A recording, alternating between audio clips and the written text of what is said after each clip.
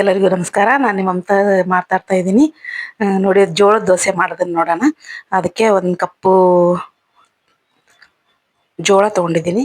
ಆಮೇಲೆ ಒಂದು ಮುಕ್ಕಾಲು ಕಪ್ಪಷ್ಟು ಹೆಸರು ಕಾಳು, ಆಮೇಲೆ ಒಂದು ಅರ್ಧ ಕಪ್ಪಷ್ಟು ಉದ್ದಿನಬೇಳೆ, ಆಮೇಲೆ ಒಂದು ಅರ್ಧ ಕಪ್ಪಷ್ಟು ಅಕ್ಕಿ, ಆಮೇಲೆ ಸ್ವಲ್ಪ ಕಡಲೆಬೇಳೆ, ಒಂದು ಹಿಡಿಯಷ್ಟು ಕಡಲೆಬೇಳೆ ಹಾಕಿದರೆ ಸಾಕು. ಅವನ್ನ ಫುಲ್ ಬೆಳಗ್ಗೆಯಿಂದನೇ ನೆನೆಸ್ಬೇಕು, ಯಾಕಂದರೆ ಜೋಳ ಚೆನ್ನಾಗಿ ನೆನೆಯಲ್ಲ ಅದು.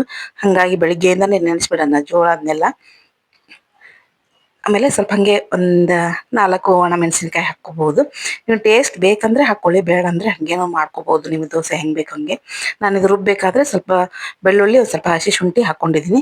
ನೀವು ಬೇಕಂದರೆ ಇದರಲ್ಲಿ ಹಸಿಮೆಣಸಿನ್ಕಾಯಿ ಹಾಕ್ಕೊಂಡು ರುಬ್ಕೊಂಡು ಮಾಡ್ಕೋಬಹುದು. ನಾನು ಒಣಮೆಣಸಿನ್ಕಾಯಿ ಹಾಕಿದ್ದೆ ಅಂತ ಹಾಕಲಿಲ್ಲ, ಯಾಕಂದ್ರೆ ಮೊಮ್ಮಗ ಚಿಕ್ಕವನಿದ್ದಾನೆ, ಖಾರ ಆಗುತ್ತಂತೆ ಹಾಕಲಿಲ್ಲ ನಾನು. ಅದನ್ನು ರುಬ್ಬಿಟ್ಟು ಅದಕ್ಕೆ ಸ್ವಲ್ಪ ಉಪ್ಪು, ಆಮೇಲೆ ಚೂರು ಸೋಡಾ ಪುಡಿ ಹಾಕಿ, ಅಂದರೆ ರಾತ್ರಿ ರುಬ್ಬಿದ್ದನ್ನು ಬೆಳಿಗ್ಗೆ ತಗೊಂಡು ಸೋಡಾ ಪುಡಿ ಹಾಕ್ಕೊಂಡು, ಉಪ್ಪು ಸೋಡಾ ಪುಡಿ ಹಾಕ್ಕೊಂಡಿದ್ದೀನಿ.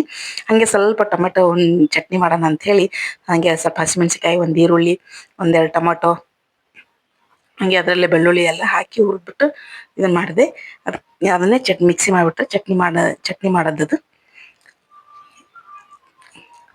ಒಂದು ಕಡೆ ಚಟ್ನಿ ರೆಡಿ ಆಗ್ತಾ ಇರುತ್ತೆ, ದೋಸೆಗೆ ರೆಡಿ ಮಾಡ್ಕೊಳ್ಳೋಣ ಇಲ್ಲಿ ನಾವು. ಈಗ ನೋಡಿ ಇದು ಆರಬೇಕಲ್ವ ಟೊಮೊಟೊ ಅದೆಲ್ಲ, ಹಾಗಾಗಿ ದೋಸೆಗೆಲ್ಲ ರೆಡಿ ಮಾಡ್ಕೊಳ್ಳೋಣ ಅಂತ ನಾನು ಮಾಡ್ತಾ ಇದ್ದೆ. ಇದಕ್ಕೆ ಸ್ವಲ್ಪ ಕೊತ್ತಂಬರಿ, ಕರಿಬೇವು, ಉಪ್ಪು ಹಾಕಿ ಮಿಕ್ಸಿ ಮಾಡ್ಕೊಳ್ಳೋಣ. ಚಟ್ನಿ ರೆಡಿ ಆಗುತ್ತೆ ಇಲ್ಲಿ. ನೋಡಿ ಚಟ್ನಿ ರೆಡಿ ಆಗಿದೆ. ಇವಾಗ ಈ ಜೋಳ ತಿನ್ನೋದ್ರಿಂದ ತುಂಬ ಒಳ್ಳೆಯದು. ಜೋಳ ತಿಂದು ಒಂದು ತೋಳ ಅನ್ನ ಹಾಗೆ, ಜೋಳ ತುಂಬ ಒಳ್ಳೇದು ಮೈಗೆ. ನೋಡಿ ದೋಸೆ ಮಾಡೋಣ. ಚೆನ್ನಾಗಿ ಬಂತು. ಸ್ವಲ್ಪ ನಾನು ಫಸ್ಟ್ ಟೈಮ್, ಯಾಕಂದರೆ ಮಾಡಿರಲಿಲ್ಲ ನಾನು ಇಲ್ಲಿ ತನಕನೂ. ಯಾಕಂದರೆ ಹೆಂಗೆ ಗೋಧಿ ಹಿಟ್ಟು ಜೋಳದ ಹಿಟ್ಟು ಕಲಿಸಿ ಮಾಡ್ತಿದ್ವಿ, ಆ ಥರದ್ದನ್ನು ಮಾಡ್ತೀವಿ.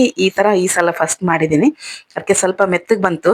ಇನ್ನೂ ಗರಿಯಾಗಿ ಬರುವಂಗೆ ಮಾಡಿ ತೋರಿಸ್ತೀನಿ. ಬೇಕಿದ್ರೆ ಬರೀ ಗೋಧಿ ಹಿಟ್ಟು ಜೋಳದ ಹಿಟ್ಟು ಕಲಿಸಿ ಮಾಡೋದನ್ನು ತೋರಿಸಂದ್ರೆ ತೋರಿಸ್ತೀನಿ. ಕಮೆಂಟ್ ಮಾಡಿ, ಶೇರ್ ಮಾಡಿ, ಲೈಕ್ ಮಾಡಿ, ಹಾಗೆ ಸಬ್ಸ್ಕ್ರೈಬ್ ಮಾಡ್ಕೊಂಡು ನೋಡಿ. ಹಾಗೆ ನೋಡಬೇಡಿ.